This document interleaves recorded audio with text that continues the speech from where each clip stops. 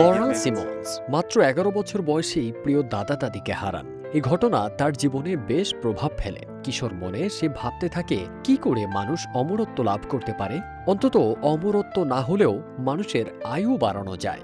এই লক্ষ্য নিয়েই চিকিৎসা বিজ্ঞানে পড়াশোনা শুরু করেন তিনি। এরপর লরা এগোতে থাকে ঝড়ের গতিতে। 12 বছর বয়সে কোয়ান্টাম পদার্থবিজ্ঞানে মাস্টার্স করে ফেলেন লরা। কাজ করেন বোসন কণা আর ব্ল্যাক হোল নিয়ে। এরপর শুরু হয় পিএইচডির যাত্রা। এই বয়সের কিশোর কিশোরী স্কুলের পড়া, বন্ধু আর স্বপ্ন নিয়েই ব্যস্ত থাকে। সেখানে মাত্র 15 বছরেই লরা কোয়ান্টাম পদার্থবিজ্ঞানে পিএইচডি সম্পন্ন করে বিশ্বজুড়ে আলোচনায়, যাকে অনেকেই বলছেন বেলজিয়ামের লিটল আইনস্টাইন।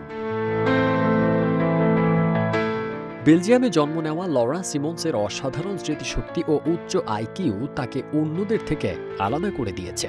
এই মাত্রার আইকিউ পৃথিবীর খুব অল্প সংখ্যক মানুষের মধ্যেই দেখা যায়। 4 বছর বয়সে প্রাথমিক স্কুলে ভর্তি আর 6 বছরেই সেই ধাপ শেষ করেন সে।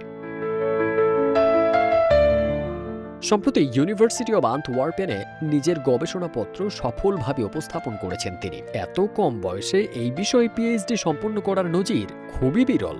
এমনকি হয়তো এটি রেকর্ড। যদিও এ ধরনের অর্জনের কোনো আনুষ্ঠানিক বৈশ্বিক তালিকা নেই, লরার এই সাফল্যে আগ্রহ দেখিয়েছে বিশ্বের বড় বড় প্রযুক্তি প্রতিষ্ঠান। যুক্তরাষ্ট্র ও চীনের কিছু গবেষণা প্রতিষ্ঠান তাকে আমন্ত্রণও জানিয়েছে, তবে তার পরিবার আপাতত এসব প্রস্তাব গ্রহণ করেননি।